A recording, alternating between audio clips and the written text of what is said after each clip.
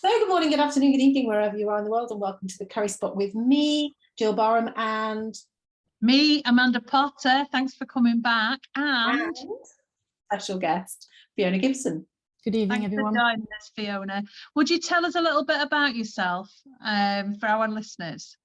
Yes, I'm a clinical naturopath. A naturopath is someone who is trained in health and how to get the body back to a healthy state, or how to keep it healthy to prevent illness and disease by using natural medicines such as diet, herbs, nutrients. I'm also a clinical nutritionist.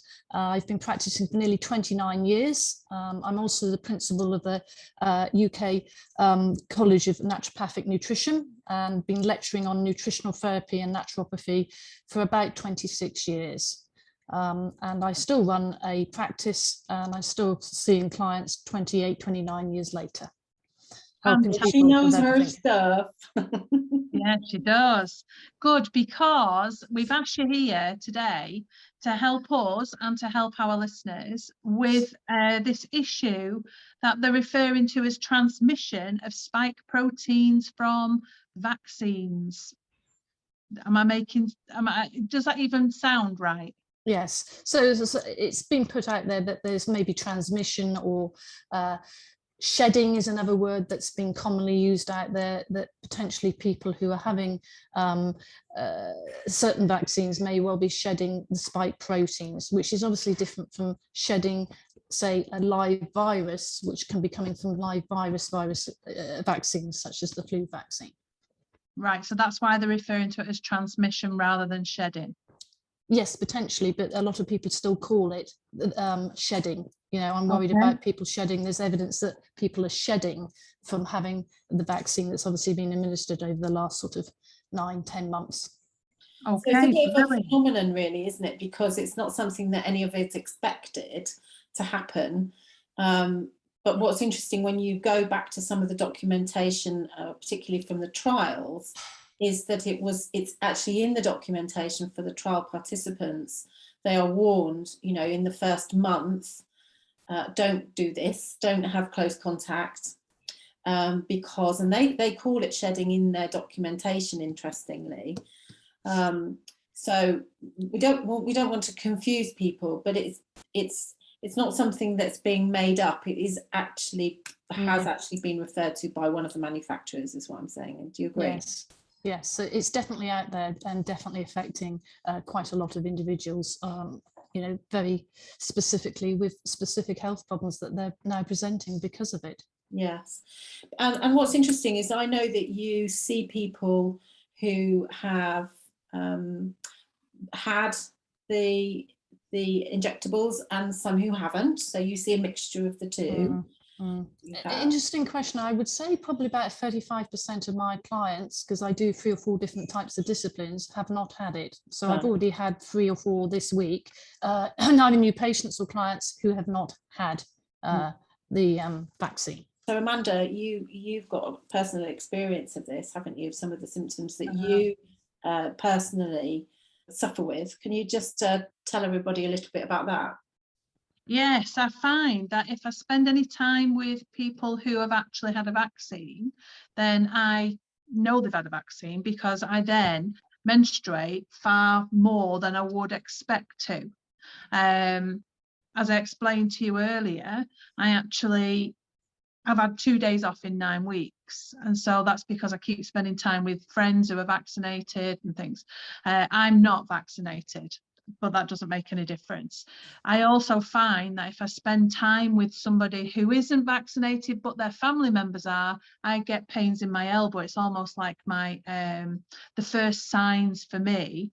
And I do believe that, well, in fact, Fiona could tell us, I suppose, this is something to do with inflammation. Is that correct?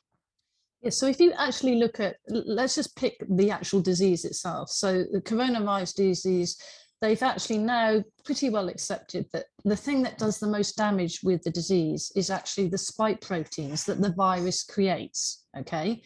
But when these new vaccines have come out, what they're designed to do is make your body produce billions and billions of spike proteins, particularly within a sort of 14 to 21 day after having it.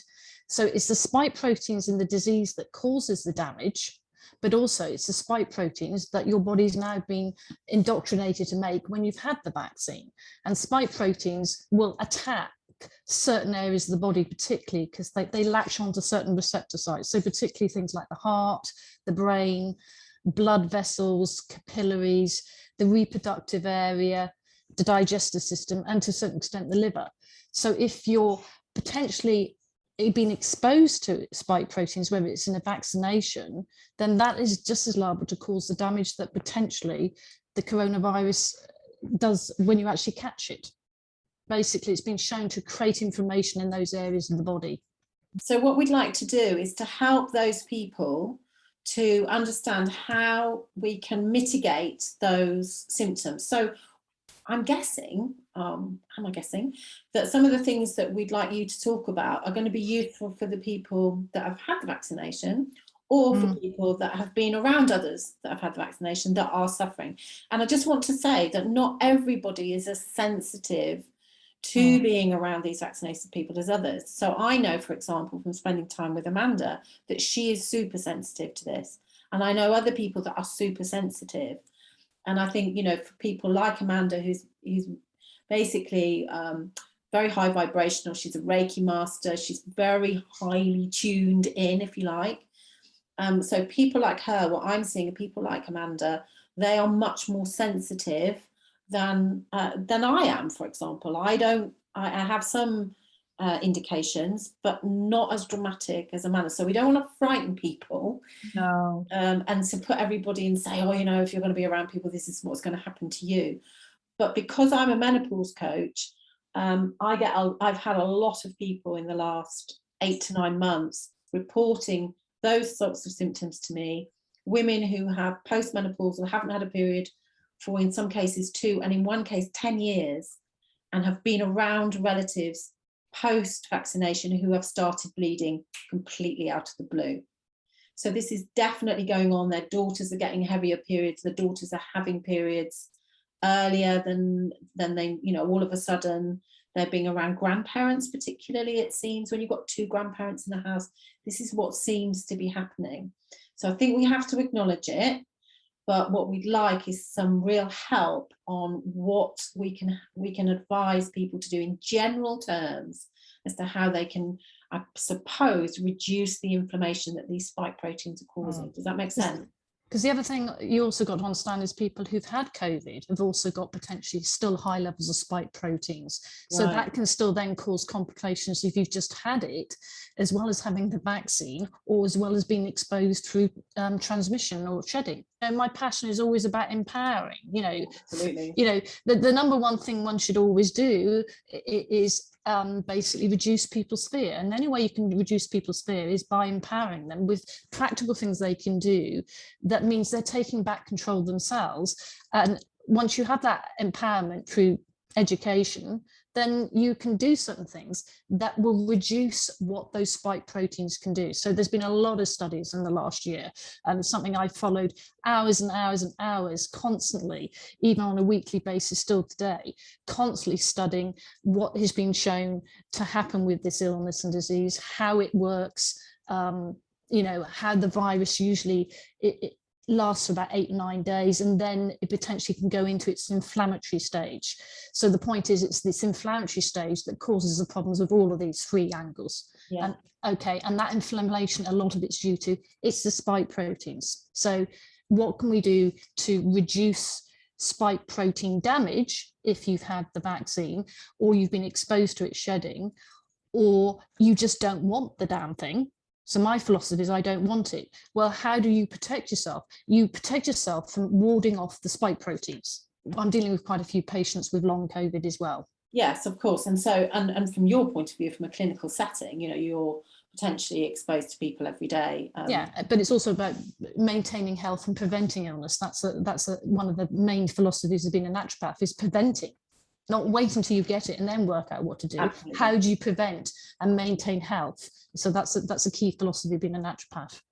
Yes, and the same from mine, coming from a nursing background and from that very allopathic point of view, and then going into nutritional therapy and looking at building health rather than treating disease, which is why I absolutely love what you do. So let's talk then about some of the things that we can do to reduce this inflammatory picture from all three sides. Okay, so if we're looking at inflammation, there are key sort of general nutrients that you can use for inflammation. So the first thing that I would always look at clinically with a lot of people is looking at using CURCUMIN, which is the active ingredient in turmeric. And if you combine CURCUMIN with gingerols, which is also another active ingredient that's found in ginger, then they synergistically have a more potent effect. So they are powerful natural anti-inflammatories. And particularly curcumin, which is probably one of the most well-studied herb out there. Curcumin is well known to bring down inflammation in blood vessels. It's well known to be a liver support. It brings down inflammation in the brain. And there's been some very interesting studies on curcumin as well, particularly with COVID-19, being shown that it actually helps to reduce the viral load, and it also helps to reduce viral replication. Yes. The number one reason is it's one of the most powerful anti-inflammatories. Yeah. And also it's another thing that helps to prevent blood clotting, which of course can be a side effect of the spike proteins. Yeah. So for somebody who doesn't know what she's doing, you've just mentioned ginger and turmeric, and I've got those. So how do I use those then? Okay, well, if you're going to want to use them, the turmeric will not work unless you take a reasonable amount. But if you're going to just take turmeric as in raw turmeric, you need to combine it with black pepper. So black pepper contains an ingredient called papyrine. And because turmeric is known to have a fairly poor absorption through the gut wall, when you combine it with black pepper, it aids its absorption. Okay. But you do need to put a fairly decent amount of black pepper in it to get the hit. I mean, obviously there's lots of herbs and supplements sold out there. So I wouldn't even touch one that hasn't got any black pepper in, because you're just not going to get the hit. And I mean, obviously I use very specific ones with my clients that are devised to be much stronger absorption than, okay, put a little, turmeric over my evening meal with a load of black pepper. Okay, so you're saying, and some grated ginger, or making ginger tea, if you were to make ginger tea and you put turmeric and black pepper in there, or should we go and get this supplement? No, you can use you can use the black pepper. I mean, it's obviously a bit spicy. You can use the turmeric, and you can then grate the ginger in it, and even a tiny tad of little honey, because again, honey has an antimicrobial effect, and maybe have 2 or 3 cups of that a day. But it does depend on how high the inflammation is, because I'm obviously used to dealing with things at a clinical level. So if the inflammation is quite high, then you actually have to give it in a much higher clinical dose than what I can get from a couple of cups of, homemade turmeric tea. So could I go on somewhere like eBay or somewhere and try and find a supplement that has this, that does this? You can do, but the reason I hesitate is because I use a professional strength one that is designed to have even much higher absorption than the ones with black pepper. Okay. And I think that's an interesting question, because if you put vitamins and supplements into eBay or into, it will come up with a whole multitude of load of rubbish. With a million. Yes, so you've got to be happy about the source, and also so if you take turmeric with black pepper, then it will do something. But in the last 3 or 4 years, they found an even more potent way of getting the absorption even higher than turmeric and black pepper. But you tend to find that is more in what we call the professional field, where professionals would prescribe more of a professional type of supplement that is developed for the professional market, rather than, well, I can get it on eBay. Now, eBay is not professional, that's just general retail.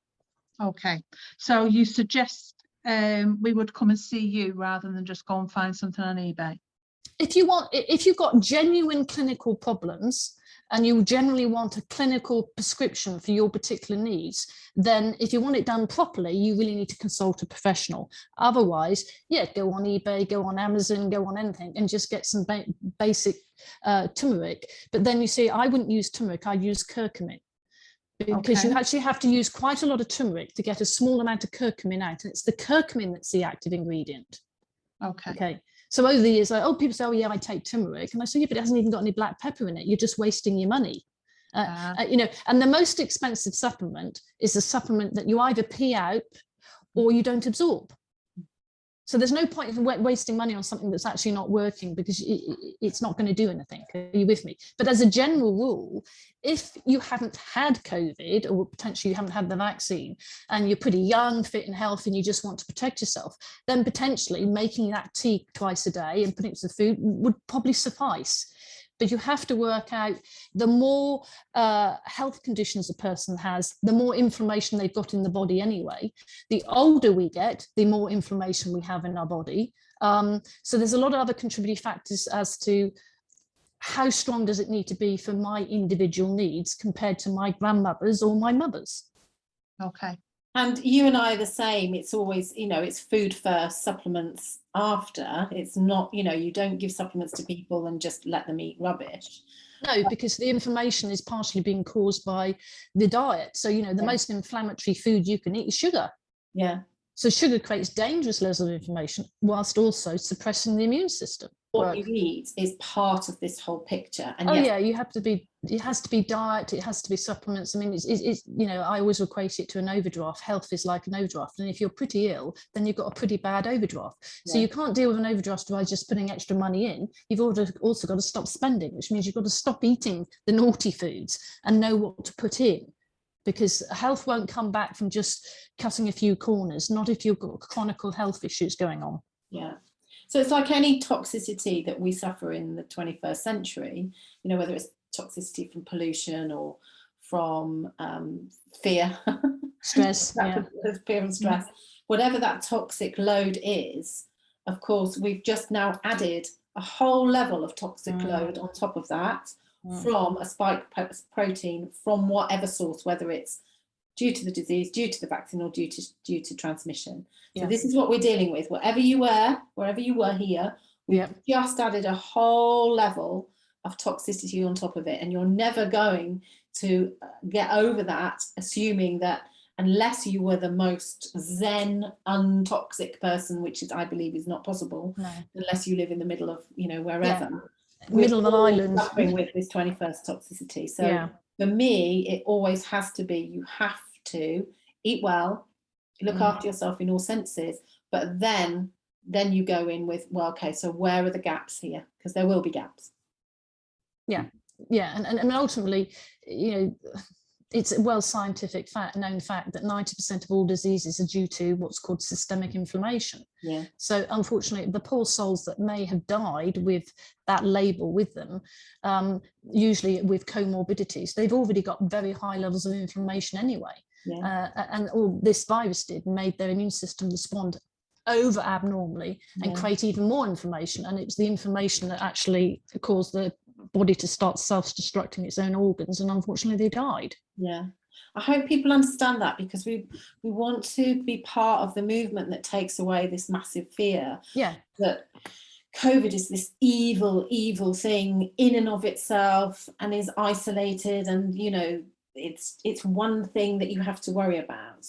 And of course, this is the one thing that nobody is talking about, which is what we're all talking about, which is it's what you do on a daily basis to get your base level as well as you can, so that if you do get whatever, you know, the COVID or choose the vaccine, you're less likely to suffer with any side effects from it, or either initially, you know, in the 9 days, as you say, that it lasts, and the subsequent risk of developing what they're calling long COVID.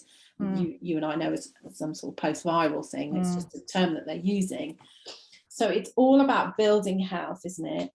And explaining to people that this thing about comorbidities, because you know, we all know what comorbidities are, but a lot of people don't have this language. They don't understand really the importance of that label, as you say, that are being given to people, and those hyperinflated figures of people that died with COVID, not of COVID, because of their you know, these other underlying health conditions in the first place.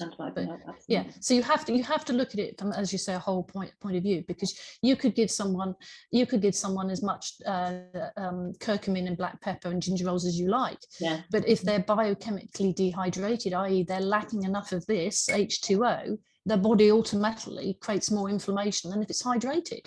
So there's no point just saying, oh well, I just want a magical pill. You have to look at health as taking responsibility and making some serious choices and changes so that you have control of your health. Your health is not controlled by big organizations and, governments. They've got nothing to do with your health. Your health is a very personal thing, and you can really take charge of it and own your health. And then you have power. And when you have power of, oh, I've got a lot of power over my own health, a lot of the fear just goes away. Okay, and it's all about fear, because the fear is potentially the most dangerous thing that's creating the highest inflammation in everybody and suppressing their immune system. So, you know, high levels of fear, high levels of cortisol. Cortisol triggers the inflammatory response. And it's so interesting because the people that are labelled as anti-vaxxers or vaccine hesitant or whatever it is that they want to call people that have decided not to be part of the experiment, in my experience, and Amanda, I don't know if you agree with me, I don't have the fear that I see from anywhere, from the people that are having it. And the pure fact that we don't have the fear means that actually those of us that are not deciding to have the vaccine actually are the ones that have never particularly worried about what's going on. We've taken precautions, you know, we've been sensible, we haven't been stupid, but actually either not have the disease at all, or if we've had it, have had a very mild version of it. And as you say, and that in my belief is because we are less fearful if having no fear about it at all. Can I ask you some more questions, please, Fiona? Because I've been taking different things and I've found great benefit, but I have absolutely no idea why. So I've been taking pine needle tea. Not that I'm enjoying it, but it does seem to help me, and I don't know why. Well, I mean, pine needle tea is been used for centuries in North America and what have you, and it's known again to be a good sort of herbal tea that is high in antioxidants. It's high in what we call carotenoids, like beta carotene, which is like the vegetable source of vitamin A. And vitamin A is, again, a huge one for immunity and protecting the mucous membranes. So the mucous membranes need to be protected because actually that's where the spike proteins like to attach themselves to. It's also a well-known remedy for helping to protect from things like colds and flus and influenza. Has been used for centuries for that, but it's also got certain ingredients in it that are potentially been shown to actually protect against the actual spike protein. It also, though, contains an ingredient in it which is also found in your star of anise, you know, the basic star of anise herb that's actually a big part of traditional Chinese medicine. And I have to just disclose that Chinese medicine almost from January has been run alongside any conventional medicine for all COVID patients in China. So they don't just tackle it with drugs, they also tackle it with traditional Chinese medicine, and they found a lot of herbs that work. But the star of anise and the pine needle tea has an ingredient in it called shakitic acid that is known again to bring down inflammation and act as an antiviral. Has an antiviral effect. So is that the same for dandelion tea? Dandelion doesn't really have shakitic acid in it, but it's been found, I mean, dandelion is a powerful herb for the liver, a liver function, and it can also help what we call antibody immune response. But they found that dandelion can actually help block a certain amount of what's called ACE2 receptors, which is pretty complicated thing, but that's how the virus gets in. The virus has these little spike proteins like little legs, and they lock onto these receptors that are found on things like your nasal cavity in your mouth and your mucous membranes, and they're called ACE2 receptors. So certain things help to downplay the ACE2. So when the ACE2s are more dormant, it can't find the things to latch onto. So that's partially how dandelion works. Wonderful. So just on that, because we'll just go off before Amanda asks her next question, because we're going to talk about mucous membranes. Yeah. We talked when we spoke to you last week about protecting yourself. You know, we've all been washing our hands. We understand the importance of washing our hands. But you introduced us to a couple of things that are really good, that would help. It's potentially going to help with all of it, actually, because if you can look after your mucous membranes, then it seems that you're probably less likely to get COVID.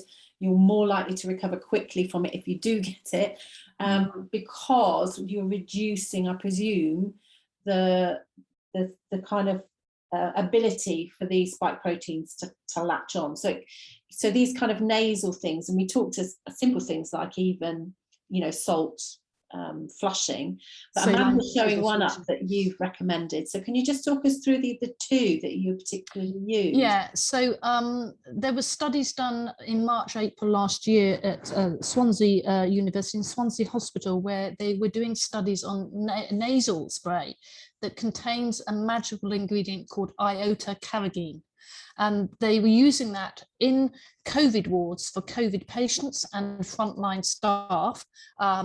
And it was shown to have a really good effect on reducing viral spreading, increasing the recovery time, so it's reducing the time, and also reducing the susceptibility of frontline staff workers for catching it. There's been a lot of studies in the last year on iota-carrageen, a lot in America. There's also been some in Birmingham University. And iota-carrageen is a natural product, which is why, if it's natural, I will always go for it. Yeah. Made from seaweed.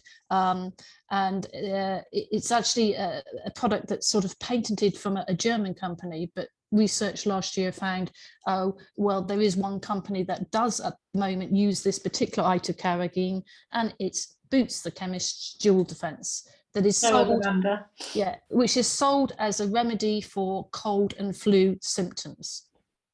It won't have anything on there about the COVID word, because no one has given them emergency use authorization to make those claims. But the fact that this has been over a year that these studies have been showing this is something, it's usually about £5.25. Go to Bootsy Rootsy and get your dual defense, and then just squirt up your nose. So I do that a couple of times a day, because I am seeing clients. And I do wear a mask anyway, partially because I have to professional things, but I do that every day. And what happens is it puts a little tiny gel in your nose, and it can then stop the virus attaching, because if the virus cannot attach to those membranes, it then becomes obsolete. And you've got another suggestion with you? Yeah, another one, which is called, can you see it? It's called X Clear. It's spelt with an X, and then it's LEAR.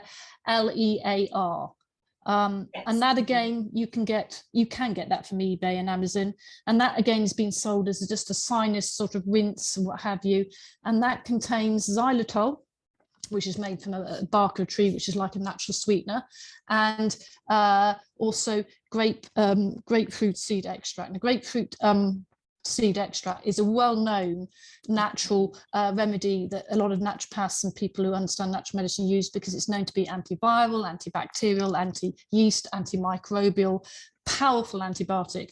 But they've done studies in America where they found it was the grapefruit seed extract was shown to neutralize the virus, COVID-19, and the xylitol stops it sticking. So it's all about protecting your nose.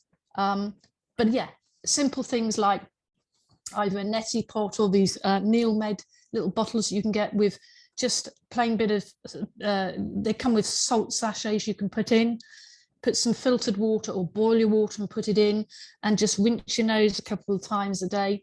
I did read a report about 6 weeks ago from a hospital in India, when they were in that second bad wave, which obviously I think is now completely flattened with their load, where they were showing by doing 2 nasal rinses every day, again with frontline hospital workers with dealing with these COVID things, it was just showing that they just were really reducing the susceptibility to catch it. Because if you wash your hands, my philosophy has always been, why aren't you washing your nose? Because that's where it gets in. And that's where it stays for probably about 2 days before it goes any further. So wash it out of your nose or stop it sticking to your nose will reduce your susceptibility considerably. Brilliant. Fabulous. Thank you for that. So colloidal silver. I've heard something that colloidal silver can help. How? Yeah, colloidal silver, some people are very into it, some people aren't. I mean, colloidal silver is another natural antibiotic, antiviral. So it's working as a natural antibiotic, antiviral. Brilliant. And there's something that you mentioned last time we spoke, and it begins with NAC. I don't really know what it's called. N-ACETYL cysteine. It's a sort of amino acid complex, which is sold as a supplement in, health shops. You've got to be happy with the source and what have you. And N-ACETYL cysteine is an amino acid that instigates the production of your body's master antioxidant called glutathione. Now, glutathione is your master antioxidant at a cellular level, and it's also your liver's master antioxidant. And there's also a lot of glutathione found in the cells of your lungs. And they've shown very recently that people with COVID have a massive drop of glutathione. And glutathione has been shown that if you can get glutathione levels up quickly, it can actually really help bring breathing back very quickly. So it protects most of your cells, but it does drop as we age, and it does drop if we're overweight and we've got all these other comorbidities. But glutathione is a very tricky antioxidant to actually just take in a tablet. It's quite tricky because it has a poor absorption again through the gut wall. So N-ACETYL cysteine actually is your precursor that makes you pump up your glutathione level. N-ACETYL cysteine is also known to break down mucus. And it used to be used in the 1960s as a drug in America for mucus production of people who had lung disease. It also is well known to bring down inflammation, tick. It is also well known to prevent blood clots, tick. And also it has been shown in the last sort of 7-8 months, particularly, even more so, to actually help stop the spike proteins attaching and to stop the spike protein damage to these organs. So in America, yeah, big tick. In America, they have gone out of their way to ban N-ACETYL cysteine because there's been 12 studies within the system showing that it actually does work for COVID. So what they're trying to do is to stop it being bought as a supplement and then turn it back into a drug. Because they make money out of that. Yes. So there's quite a big uproar in America about why can't we get N-ACETYL cysteine, because the FDA is banning it because they want to reclassify it as a drug. Well, you've also talked about the combination of NAC and brome. Yes. So bromelain, I probably came across this about 7 or 8 months ago. Bromelain is a powerful anti-inflammatory. So that's another tick, because you've got to remember we've got to keep inflammation low. And bromelain is a digestive enzyme. But bromelain, again, has been shown to help stop viral entry and the spike proteins attachment and viral replication. But it's been found to have a particular synergistic effect, i.e. it enhances. If you take it with a N-ACETYL cysteine, it makes the N-ACETYL cysteine more potent, and the N-ACETYL cysteine makes the bromelain more potent. And the interesting thing is bromelain is also being shown to increase the potency of CURCUMIN. So there have been studies with bromelain and CURCUMIN, powerful antiviral, halting or slowing down the replication of the virus considerably. So if you want a free bone attack, like I'll take mine probably with just a handful of raspberries shortly, because I haven't taken my 3 together, then I'd taking my CURCUMIN, which mine's a pretty powerful one, my N-ACETYL cysteine and my bromelain, because they're all enhancing each other's effect. And they've shown that actually the bromelain and the N-ACETYL cysteine increases the potency by up to 4 times when you synergistically put them together. And so if you were to have those, you wouldn't need to have ginger, turmeric and black pepper? It depends on how far you want to go, because the point is the ginger. I mean, I do take the ginger. I take a product that's got ginger in it and curcumin in it, but excuse me, that's because I've just taken it for 2 or 3 years anyway. Why? For no reason other than I want to keep inflammation low. So even before this pandemic started, we all have far too much inflammation that then leads on to heart disease, stroke, diabetes, dementia, cancer, even depression. So I take that anyway, because, you know, being in my 50s, I don't want to get those things that everyone says, well, you're going to get it anyway because it's just part of aging, and I don't buy into that philosophy. So I take it to keep my inflammation low. The fact that it was part of my daily prescription anyway, but for argument's sake, if someone's got too much inflammation, no, I would keep that in. Okay. Because I think the N-ACETYL cysteine is far more about protecting me from clotting, not that I've had the vaccine, okay, but I've just put a friend on N-ACETYL cysteine who's just had COVID.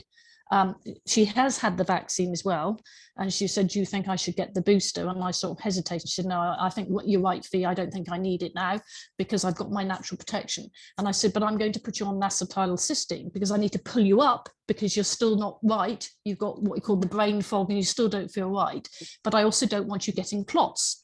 I said, oh, well, I had my vaccine months back. And I said, it's not the vaccine now. You've had the disease and you could still get clotting from the spike proteins the disease created. Right. Are you with me? So that's more to do with that protection, whereas the other one, the turmeric and the black pepper, is more about keep your inflammation low. Okay. So if you're going to get it, it's less liable to attack those organs. But if you've had any damage from the spike protein from the disease and you've got symptoms, that's because you've already got, it's upped your inflammatory response. So can I ask you a simple question now? You mentioned before about sugar can cause inflammation. I'm assuming alcohol does the same. I'm just thinking, rather than everybody thinking they've got to take more things, is there anything they can actually do to their day-to-day to reduce inflammation? Yeah, I mean, I'd say one of the most important things to reduce inflammation is to be making sure you're drinking 2 litres of clean, still water. Not 2 litres of fizzy water, because fizzy water creates acid, which creates inflammation. So keeping your hydration up, and that does not mean 2 litres of tea and coffee. It means 2 litres of water, because water has a powerful anti-inflammatory effect. It helps to dampen down the inflammatory markers in the body. Brilliant. So if someone said to me, I won't drink the water, Fiona, then I politely say, well, then I can't treat you, because you cannot change chemistry if the body is biochemically dehydrated. It's powerful. Water also stimulates the lymphatics, which keeps the immune system running around. And this is a totally different disease, but I can always be literally taught by my mentor, you can drink your way out of a cold within 48 hours. But that meant drinking plenty of water to keep the immune system working. It didn't mean drinking plenty of tea and coffee. Brilliant. So water's a good one. Cut down on the sugar, cut down on the alcohol. Anything else people need to cut down on? Well, cut down on anything that's white. So your white bread, your white pasta, your white rice, your white bagels, your white refined cereals, because they don't have any nutritional value at all. So you need to be more aware of going more whole grain if you're going anywhere, far more fruit, far more vegetables, oily fish, upping your good fats. So things like your oily fish, things like your chia seeds, your hemp seeds, your flax seeds, your sunflower sesame seeds, all those sort of things, your avocados, putting a bit of apple cider vinegar in some water again, because it's strongly alkalizing, it's good in potassium. So the more your body can shift to what's called a more alkaline diet, which is more the fruit, vegetables and salads, and less acidic, which is the rubbish, then the higher the oxygen levels go in your cells. And viruses do not thrive in an alkaline oxygenated pH. They thrive in a deoxygenated acidic pH. So the more we keep our environment more alkaline and healthy, then a virus theoretically shouldn't get in. And that's why you can argue, well, we won't even talk about COVID, but we just talk about colds. Why can you have a great big open plan office and 60% of them go down with a cold and the others don't? Because the environment has to be correct. So it's not just a question of you catch it, it has to be invited in by one's chemistry. Now, obviously, this is a different disease and it's far more brilliant than the cold, but the healthier your chemistry, the healthier your immune system will fight it if you get it, or more likely the healthy immune system says, no, you're not coming in, thank you very much. And that's always been my philosophy, don't let the bugger in. That sounds fantastic. Is there anything we've missed here, Jo? Yeah, so I've got a question, because we've talked about what governments are banning, and some governments from a very, very early point banned the use of hydroxychloroquine and ivermectin. So what we do know is that some countries such as India and El Salvador are sending out kind of rescue packs very successfully, which include ivermectin, for example. They also include the standard things, which we haven't even mentioned, like vitamin C, vitamin D, zinc, which we're all kind of taking for granted, but perhaps we shouldn't do that.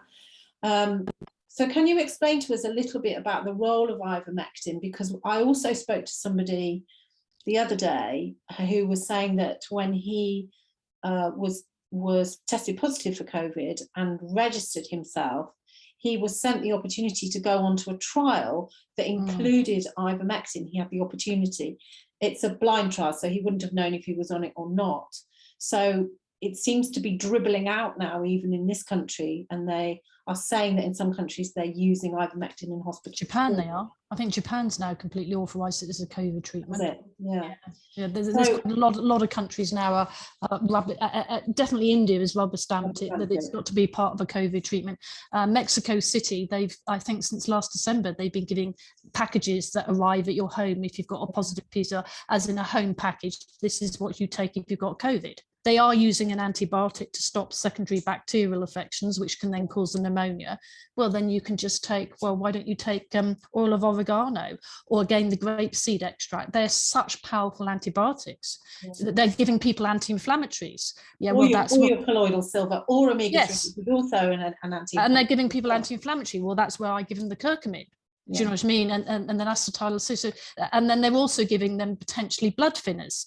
Well, again, the N-ACETYL cysteine. Why are they giving blood thinners? To prevent clotting. Yeah. So you can, well, I can't get hold of these drugs. No, you can use a lot of natural things that replace what you can't get. But I mean, obviously ivermectin is a big one. It's been used in a lot of countries successfully. But as you say, being used in this country, I think it's just a very small trial that they're looking at. I think it's part of Oxford University to see. The point is, it's got to be given quite quickly, so it's not much good giving it 2 weeks later. That's the only issue, I'd say. So it depends on when these people get it delivered. If it's 10 days later, it's not going to work the same way as taking it sort of within 48 hours of developing your symptoms. Yes, and I had a conversation with somebody on Instagram, some guy that said he'd got long COVID, and he's a fitness trainer actually. And I said, well, have you looked at ivermectin? And he said, oh, I'd read a study that said it wasn't all that it was cracked up to be. But of course, what we do know as well is that they did one study, and it was actually given to elderly patients in hospital who were already really poorly, and it was given too late into the system. So of course you can disclaim anything if you don't give. Well, you see, the part of the problem is it's also it's been given in the secondary stage of a disease. So the first part of the disease is the virus, which is to say within most people 7 to 8 days the virus is gone.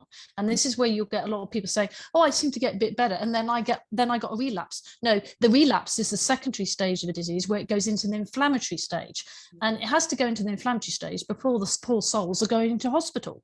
Yeah. So and it's the inflammatory stage, which is where the damage is done. So really, if you're going to use ivermectin, you need to use it in the stage when you've actually got the virus before it goes into the secondary inflammatory part of the disease, because it's not going to work so well then, because the damage has already been done. It's early treatment, not 2 weeks later when the person's already on their deathbed in the hospital. Yeah, and if you can get a hold of it, it's useful to have it prophylactically as well, and take one a week or something. Yeah. If you can find it. It's difficult finding it certainly in the UK here, it's difficult to find it. Yes, other than the fact I think we all should support the Bird group, the British Ivermectin Research Development, and they are trying to raise money with donations to set up the first UK where they are going to be prescribing it to people who need it as and when and if they've got it, and even for people I think with long COVID, but they've got to raise a lot of money because this has been done outside the system. It's not going to be part of the system. Yes, so we'll make sure that we leave a link to that bird group, as well as your link if anybody does want to speak to you individually, because obviously, you know, you're not here to give specific advice to people, but just general. No. And all I would say is as well, if people are listening to this who've got long COVID, let me assure you that long COVID, in my clinical experience and a lot of my colleagues' clinical experience, is just another post-viral fatigue syndrome. Post-viral. And I had post-viral fatigue 30 years ago.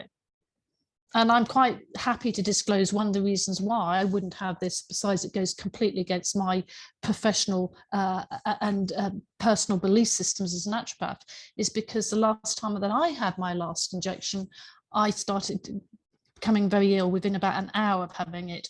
And then I wasn't right. And then I got to a temperature, and then I got some sort of infection, and I didn't pull up properly out of that infection, and then went into a post-viral ME fatigue issue for a year.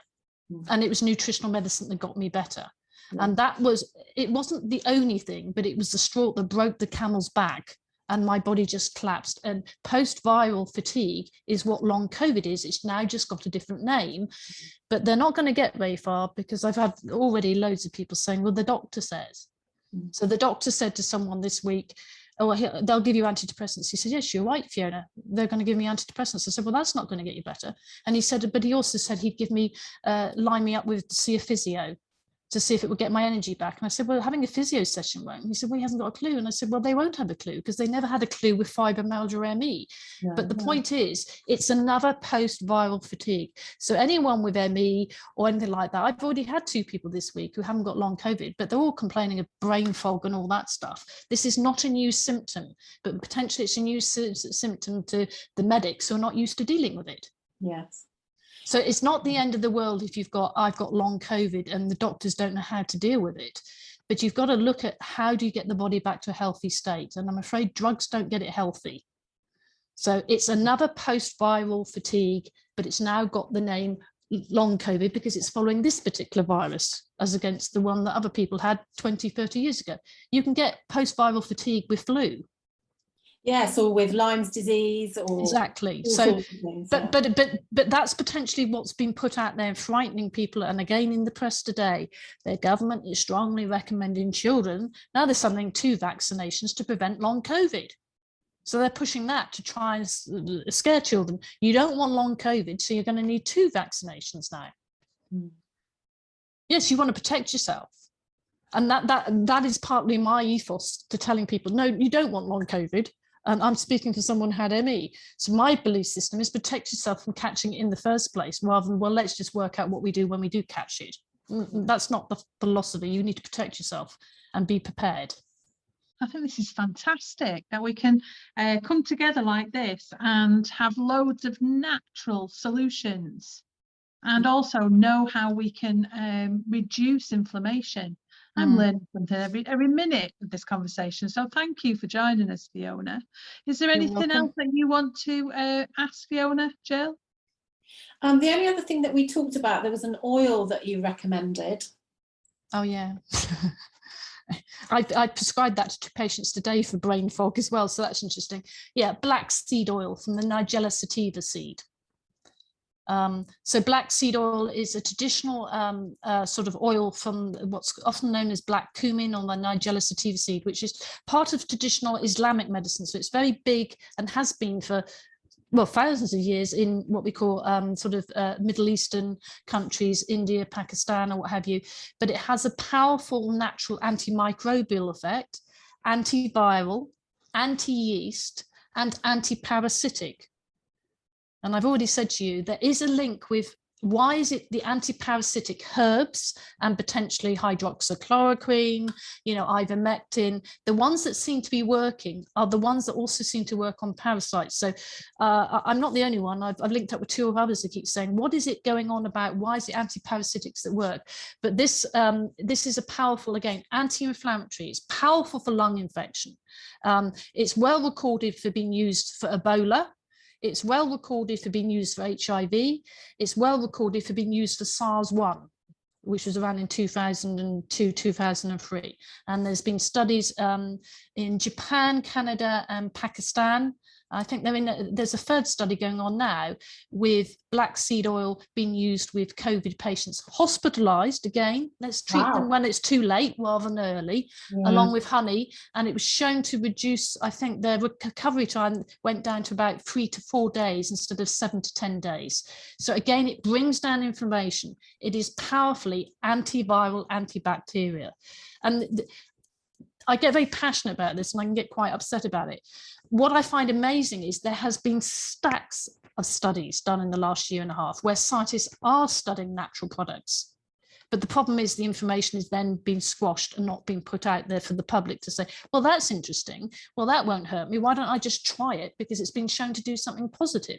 So they're studying it because there's so much information with herbs and plants and foods that naturally have components that have antiviral properties, because it's to protect the cells in the wild. So black seed oil is powerful for lung function, inflammation, antiviral, and it's been shown to have a powerful prophylactic effect, so to reduce your susceptibility to catch it or to reduce the viral load. And particularly if you feel, oh, I've got that sore throat, then all you would do is you take a good teaspoon and sort of gurgle with it at the back of your throat and then swallow it down. Well, it's disgusting. Yes, it's disgusting, but the way you can look at it is a very, yes, but that disgusting peppery taste is potentially, that would kill anything anyway, because it's so powerfully peppery. You sort of kill or cure. So definitely kill or cure. Yes, but the point is, you go, just do your research on black seed oil and what have you, because it is a herb that it seems to have a load of huge benefits. Yeah, there's such a load of information. Thank you so much, Fiona. Yes, thank you for joining us. It's been really helpful. So just to say, I think this is probably going to be the longest episode of the Currie Spot that we've put out, but you know, we normally do just 10 minutes, little vignettes, but we knew that this was such an important subject that Amanda and I agreed that we'd make an exception for you, because we knew that you had such a lot of great information to share. So thanks again for joining us. You're welcome. It's been a pleasure. And we'll see you again the next time on the Currie Spot. Bye for now. See you soon. Bye. Bye.